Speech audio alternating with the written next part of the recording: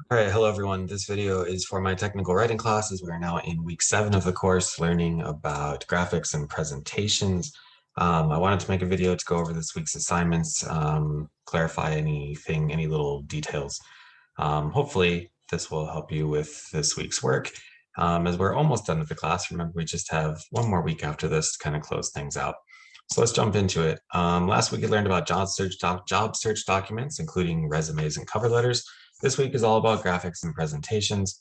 Our work for the week includes the assignment presentation plan, which is due today, Saturday the 11th, Saturday, December 11th. We also have the week 7 peer dialogue initial posts due today. Then the final formal report is due Monday, the 13th, and our chapter 6 and 12 reading tests are due on Tuesday the 14th, as well as the week 7 dialogue replies. Let's take a look at the dialogue first. So the week 7 peer dialogue is asking you to compile 2 or 3 different graphics, either from outside sources or ones you have created yourself. So you can either find images, graphics, charts, tables, diagrams, etc. Find relevant ones that relate to your topic on the internet or create them yourself. And you're going to post 2 or 3 of them. And then include a brief description of the topic for your presentation in your post, as well as your intended audience for your presentation. And then if you found graphics on the internet, make sure you are using proper attribution for them, meaning an APA reference for where you got that graphic. So once you posted your graphics, you want to identify 3 factors you considered in choosing each graphic for your presentation. And you want to explain why you think these graphics are good for your presentation. And then, of course, you want to respond to at least 2 classmates offering some constructive critique of their chosen images. So the idea here is that you're either going to create or find and properly cite and borrow graphics that you could use in your presentation that relate to your chosen topic. Okay, so that shouldn't be too hard. Let's take a look at the rest of the week 7 work. So let's start with the presentation plan. The presentation plan, all you are doing is creating the plan for your final presentation. You do not necessarily are creating the actual PowerPoint just yet. So what you're trying to do is create a little plan, like a skeleton in a sense of what your actual presentation is going to look like. So you want to have a topic and purpose. You want to briefly describe your topic and purpose. I would say a short paragraph. So what do you want to accomplish with this presentation? What's it all about? What do you want to accomplish?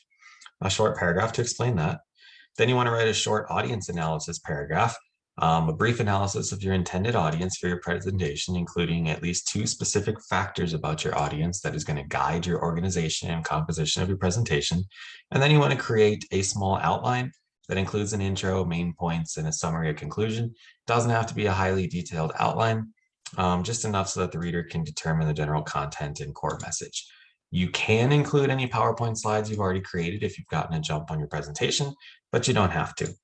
So really what you're doing is writing a short paragraph about your topic and purpose, a short audience analysis paragraph, and then creating a small outline that you will use. The outline will be like the general progression of your PowerPoint presentation. And then we'll finish up the PowerPoint presentation for real next week. Okay, so let's take a look at the rubric real quick.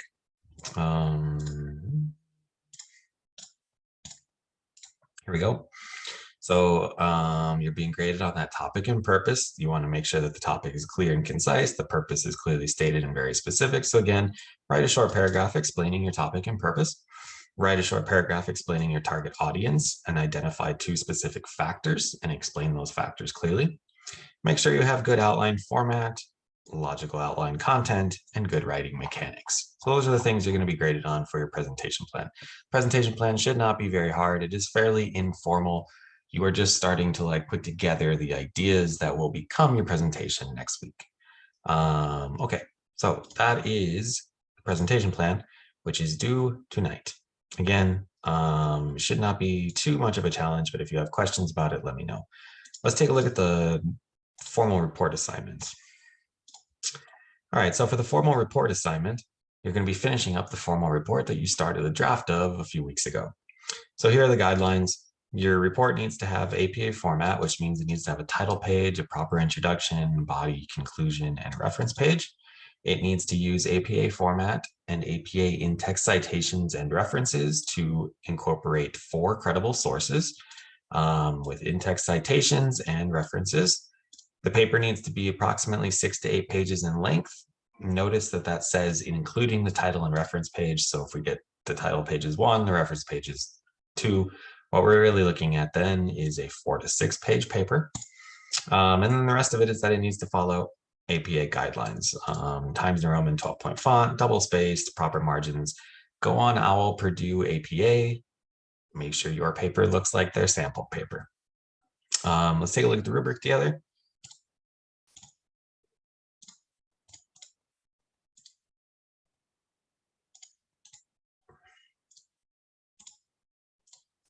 All right, here we go. So you're being graded on your introduction and thesis. Make sure you have a good attention-grabbing introduction and a specific, highly developed thesis.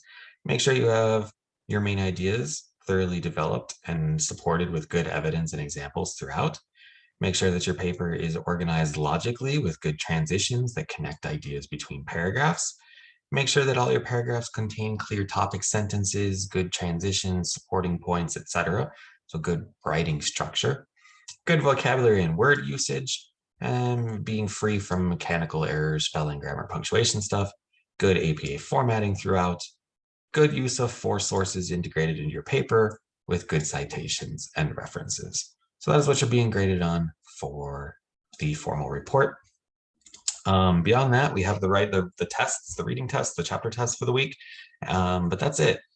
It shouldn't be too challenging of a week. And we're kind of winding down, and next week we'll have our final assignments. We'll kind of take the work that we began this week with the presentation plan and close out the class. If you have any questions about anything, please let me know and I'll be happy to help you. Hopefully this video helps you out, or at least, maybe answers a few of the questions you had about this week's assignments. If not, send me an email and I'll get back to you as soon as I can to help you. I hope you guys have a good weekend. I'll see you next time.